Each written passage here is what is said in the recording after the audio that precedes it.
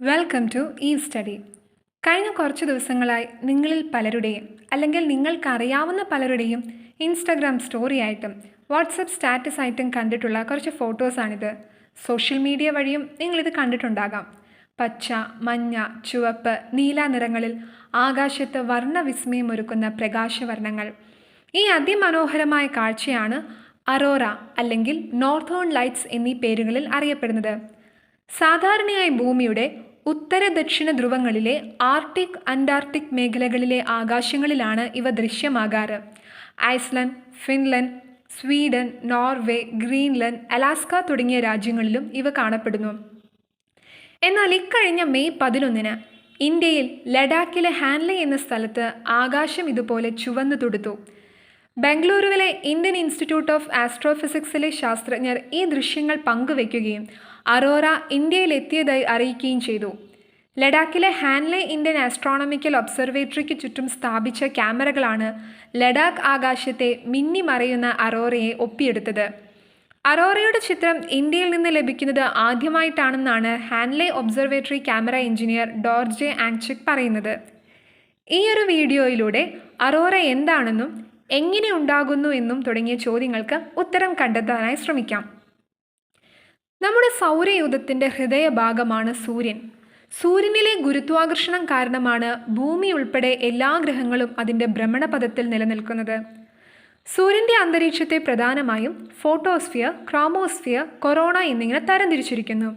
ഇതിൽ നാം കാണുന്ന സൂര്യൻ്റെ പാളിയാണ് ഫോട്ടോസ്ഫിയർ, അതായത് നമുക്ക് നഗ്ന നേത്രങ്ങൾ കൊണ്ട് ദൃശ്യമാകുന്ന സൂര്യൻ്റെ പാളി. ഈ ഓരോ പാളികളിലും 15 മില്യൺ ഡിഗ്രി സെൽഷ്യസ് മുതൽ 5500 ഡിഗ്രി സെൽഷ്യസ് വരെ താപനില വ്യത്യാസപ്പെട്ടിരിക്കുന്നു. ഇത്രയും ഉയർന്ന താപനില കാരണം സൂര്യനിലെ പദാർത്ഥങ്ങൾ പ്ലാസ്മ എന്ന അവസ്ഥയിലാണ്.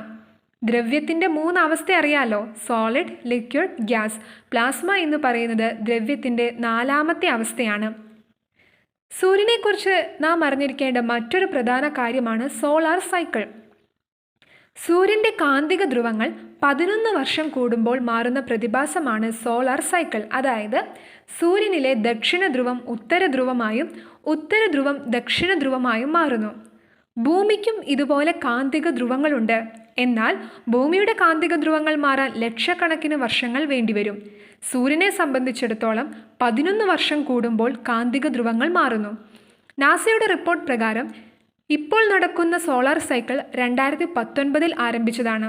ഈ സോളാർ സൈക്കിളിനെ സോളാർ 25 എന്നാണ് വിളിക്കുന്നത്. സോളാർ സൈക്കിളിൻ്റെ സമയത്ത് സൂര്യനിൽ അതിശക്തമായ സ്ഫോടനങ്ങൾ നടക്കുന്നു. ഈ സ്ഫോടനങ്ങളുടെ ഫലമായി ഊർജവും പ്ലാസ്മയും കാന്തിക ക്ഷേത്രങ്ങളും പുറന്തള്ളപ്പെടുന്നു. ഇങ്ങനെ പുറന്തള്ളപ്പെടുന്നവയെ പ്രധാനമായും 2 തരത്തിൽ നമുക്ക് പഠിക്കാം. ആദ്യത്തേത് സോളാർ ഫ്ലെയേഴ്സ്. സ്ഫോടനങ്ങളുടെ ഫലമായി സൂര്യനിൽ നിന്നും പുറപ്പെടുന്ന ഉയർന്ന എനർജിയും എക്സ്റേയും അടങ്ങിയിട്ടുള്ള ഇലക്ട്രോ മാഗ്നറ്റിക് റേഡിയേഷൻസ് ആണ് സോളാർ ഫ്ലെയേഴ്സ് അല്ലെങ്കിൽ സൗരജ്വാലകൾ. ഇവ ഏകദേശം 8 മിനിറ്റ് കൊണ്ട് ബഹിരാകാശത്തെത്തുന്നു. രണ്ടാമത്തേത് കൊറോണൽ മാസ് ഇജക്ഷൻസ്. പ്ലാസ്മയുടെയും കാന്തിക ക്ഷേത്രങ്ങളുടെയും അതിശക്തമായ സ്ഫോടനങ്ങളാണിവ. ഇവ ബഹിരാകാശത്തെത്താൻ ഏകദേശം 1 മുതൽ 3 ദിവസം വരെ സമയമെടുക്കും. അപ്പോൾ സോളാർ സൈക്കിൾ നടക്കുന്ന സമയത്ത് സൂര്യനിൽ നടക്കുന്ന സ്ഫോടനങ്ങളുടെ ഫലമായിട്ടാണ് സോളാർ ഫ്ലെയേഴ്സും കൊറോണൽ മാസ് ഇജക്ഷൻസും ഉണ്ടാകുന്നത്. ഇവയുടെ തീവ്രതയും ശക്തിയും സോളാർ സൈക്കിൾ മാറുന്നതിനനുസരിച്ച് വ്യത്യാസപ്പെട്ടുകൊണ്ടേയിരിക്കും. ഈ സൗരജ്വാലകൾ സോളാർ സൈക്കിൾ തുടങ്ങി 5 അല്ലെങ്കിൽ 6 വർഷമാകുമ്പോഴേക്കും അതിതീവ്രമാകുന്നു. 2019 തുടങ്ങിയ സൈക്കിൾ അതിതീവ്രമാകുന്ന വർഷങ്ങളാണ് 2024 2025. ഈ സോളാർ ഫ്ലെയേഴ്സിൻ്റെയും കൊറോണൽ മാസ് ഇജക്ഷൻസിൻ്റെയും ഉത്ഭവസ്ഥാനം സൂര്യൻ്റെ ഫോട്ടോസ്ഫിയറിൽ കറുത്ത പൊട്ടുകളായി കാണപ്പെടുന്ന സൺസ്പോട്ട്, സൂര്യകളങ്കങ്ങൾ എന്ന പ്രദേശങ്ങളാണ്. ഫോട്ടോസ്ഫിയറിൽ താരതമ്യേന താപനില കുറഞ്ഞതും പ്രകാശ തീവ്രത കുറഞ്ഞതുമായ പ്രദേശങ്ങളാണിവ. ഒരു ടെലിസ്കോപ്പിലൂടെ നോക്കിയാൽ നമുക്ക് ഈ സൺസ്പോട്ടുകൾ ദൃശ്യമാകും. സൺസ്പോട്ടുകളുടെ എണ്ണം, വലിപ്പം എന്നിവ വ്യത്യാസപ്പെട്ടുകൊണ്ടേയിരിക്കും. സോളാർ സൈക്കിൾ അതിതീവ്രമാകുന്ന വർഷങ്ങളിലായിരിക്കും സൺസ്പോട്ടുകളുടെ എണ്ണവും വലിപ്പവും ഏറ്റവും വലുതാകുന്നത്. ഇപ്പോൾ സൂര്യനിൽ ദൃശ്യമായ AR 3664 എന്ന സൺസ്പോട്ടിന് ഭൂമിയേക്കാൾ 15 മടങ്ങ് വലിപ്പമുണ്ടെന്നാണ് ശാസ്ത്രലോകം പറയുന്നത്. സൺസ്പോട്ടിൽ നിന്നും പുറപ്പെടുന്ന സോളാർ ഫ്ലെയേഴ്സും കൊറോണൽ മാസ് ഇജക്ഷൻസും ബഹിരാകാശത്ത് വൻതോതിൽ ഊർജം പുറപ്പെടുവിക്കുന്നു. ഈ ഊർജം ഭൂമിയുടെ കാന്തിക ക്ഷേത്രവുമായും അന്തരീക്ഷവുമായും പ്രവർത്തിക്കുമ്പോഴാണ് അറോറ തുടങ്ങിയ മനോഹര ദൃശ്യങ്ങൾ ഉണ്ടാകുന്നത്. ഭൂമിയുടെ അന്തരീക്ഷത്തിലെ ഓക്സിജൻ, നൈട്രജൻ വാതകങ്ങളുമായി ഈ സോളാർ ഫ്ലെയേഴ്സ് കൂട്ടിയിടിച്ചുകൊണ്ടാണ് വ്യത്യസ്ത നിറത്തിലും വ്യത്യസ്ത തീവ്രതയിലുമുള്ള അറോറകൾ ഉണ്ടാകുന്നത്. ഓക്സിജനുമായി പ്രവർത്തിക്കുമ്പോഴാണ് ചുവപ്പ്, പച്ച, നീല നിറങ്ങളിലുള്ള അറോറകൾ ഉണ്ടാകുന്നത്. പർപ്പിൾ അറോറ ഉണ്ടാകുന്നത് നൈട്രജനുമായി പ്രവർത്തിക്കുമ്പോഴാണ്. നമ്മൾ തുടക്കത്തിലേ പറഞ്ഞായിരുന്നു, ധ്രുവപ്രദേശങ്ങളിൽ മാത്രമാണ് അറോറ സാധാരണയായി ദൃശ്യമാകുന്നത്. അതെന്തുകൊണ്ടായിരിക്കും? നമുക്ക് നോക്കാം. ഭൂമിക്ക് ചുറ്റും ഒരു സുരക്ഷാ കവചമായി ഭൂമിയുടെ കാന്തിക മണ്ഡലം നിലനിൽക്കുന്നു. ഇതിനെ വിളിക്കുന്ന പേരാണ് മാഗ്നറ്റോസ്ഫിയർ. ഈ കാന്തിക മണ്ഡലം നമ്മുടെ ഭൂമിയെ സൂര്യനിൽ നിന്നും വരുന്ന കോസ്മിക് കണികാ വികിരണങ്ങളിൽ നിന്നും സംരക്ഷിക്കുന്നു. എന്നാൽ ചില ശക്തമായ കൊറോണൽ മാസ് ഇജക്ഷൻസ് ഭൂമിയുടെ അന്തരീക്ഷത്തിലേക്ക് പ്രവേശിക്കാറുണ്ട്. ഇവയെ ഭൂമധ്യരേഖാ പ്രദേശത്തെ കാന്തിക മണ്ഡലം തടഞ്ഞു നിർത്തുകയും ധ്രുവങ്ങളിലേക്ക് വ്യതിചലിപ്പിക്കുകയും ചെയ്യുന്നു. ധ്രുവങ്ങളിലെത്തുന്ന ഈ സൗര കൊടുങ്കാറ്റുകൾ അവിടെയുള്ള നൈട്രജൻ, ഓക്സിജൻ വാതകങ്ങളുമായി പ്രവർത്തിച്ചാണ് അറോറകൾ ഉണ്ടാക്കുന്നത്. ഇപ്പോൾ നടക്കുന്നത് കഴിഞ്ഞ 20 വർഷത്തിനിടയിലെ ഏറ്റവും ശക്തിയേറിയ സൗര കൊടുങ്കാറ്റാണ്. അതുകൊണ്ടാണ് സാധാരണയായി ധ്രുവപ്രദേശങ്ങളിൽ മാത്രം കണ്ടിരുന്ന അറോറ ഭൂമധ്യരേഖാ പ്രദേശങ്ങളിലെ ചില സ്ഥലങ്ങളിലും ദൃശ്യമായത്. UK, മെക്സിക്കോ, ഹംഗറി, സ്വിറ്റ്സർലൻഡ്, എന്തിന് നമ്മുടെ ലഡാക്കിൽ പോലും ദൃശ്യമാകാനുള്ള കാരണം ഈ അതിശക്തമായ സൗര കൊടുങ്കാറ്റാണ്.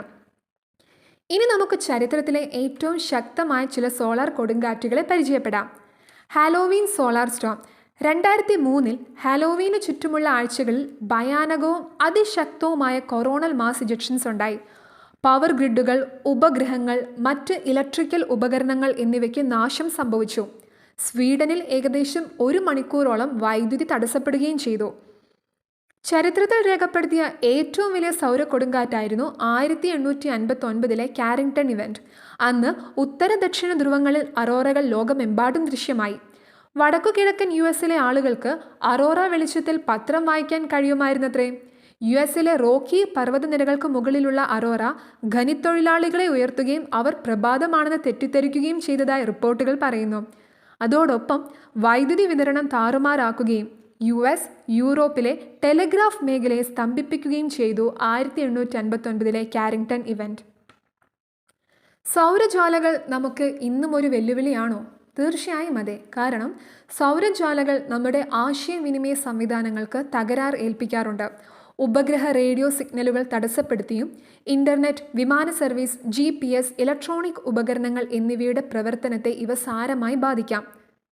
അതുകൊണ്ട് തന്നെ ശാസ്ത്രലോകം വളരെ സൂക്ഷ്മതയോടും കൃത്യതയോടുമാണ് കൊറോണൽ മാസ് ഇജക്ഷൻസിനെ കുറിച്ചുള്ള മുന്നറിയിപ്പുകൾ ലോകത്തിന് നൽകുന്നത്. എങ്ങനെയായിരിക്കും സൂര്യനിൽ നടക്കുന്ന സോളാർ പ്രവർത്തനത്തെക്കുറിച്ചും സോളാർ സൈക്കിളിനെക്കുറിച്ചും ശാസ്ത്രജ്ഞർ പ്രവചിക്കുന്നതെന്ന് നിങ്ങൾ ചിന്തിച്ചിട്ടുണ്ടോ? നാസയുടെയും യൂറോപ്യൻ സ്പേസ് ഏജൻസിയുടെയും സംയുക്ത സംരംഭമാണ് സോഹോ, സോളാർ ആൻഡ് ഹീലിയോസ്പെറിക് ഒബ്സർവേറ്ററി. സൂര്യനിൽ നടക്കുന്ന സോളാർ പ്രവർത്തനത്തെക്കുറിച്ച് സോഹോ നൽകുന്ന ഡാറ്റകൾ ക്രോഡീകരിച്ചാണ് ശാസ്ത്രജ്ഞർ കൊറോണൽ മാസ് ഇജക്ഷൻസ് തുടങ്ങിയ സൗര കൊടുങ്കാറ്റുകളെക്കുറിച്ച് പ്രവചിക്കുന്നത്. ഈ അടുത്തിടെ UK നോർത്ത്ഹാംപ്ടൺ യൂണിവേഴ്സിറ്റി പ്രൊഫസർ സൗരക്കാറ്റ് നടക്കാൻ പോകുന്ന കാര്യം പ്രവചിക്കാൻ സാധിക്കുന്ന തരത്തിലുള്ള ആർട്ടിഫിഷ്യൽ ഇൻ്റലിജൻസ് സിസ്റ്റം വികസിപ്പിക്കാൻ ആരംഭിച്ചിരിക്കുകയാണ്. നാസയുടെ പ്രവചനങ്ങൾ പ്രകാരം 2019 അവസാനത്തോടെ ആരംഭിച്ച നിലവിലെ സോളാർ സൈക്കിൾ 2025 ജൂലൈയിൽ അതിൻ്റെ ഏറ്റവും ഉയർന്ന നിലയിലെത്തും. അങ്ങനെയെങ്കിൽ കൂടുതൽ തീവ്രമായ സോളാർ ഇവൻറ്റുകളും അതുവഴി വിസ്മയിപ്പിക്കുന്ന അറോറകളും നമുക്ക് ദൃശ്യമാകും. ഇനി ഭൂമിയിൽ മാത്രമാണോ ഇവ ദൃശ്യമാകുന്നത്? അല്ല. ഒരു ഗ്രഹത്തിന് അന്തരീക്ഷവും കാന്തിക ക്ഷേത്രവും ഉണ്ടെങ്കിൽ അവിടെ അറോറയുണ്ടാകും. ജൂപ്പിറ്ററിലും സാറ്റേണിലും അറോറകൾ ദൃശ്യമാകുന്നു.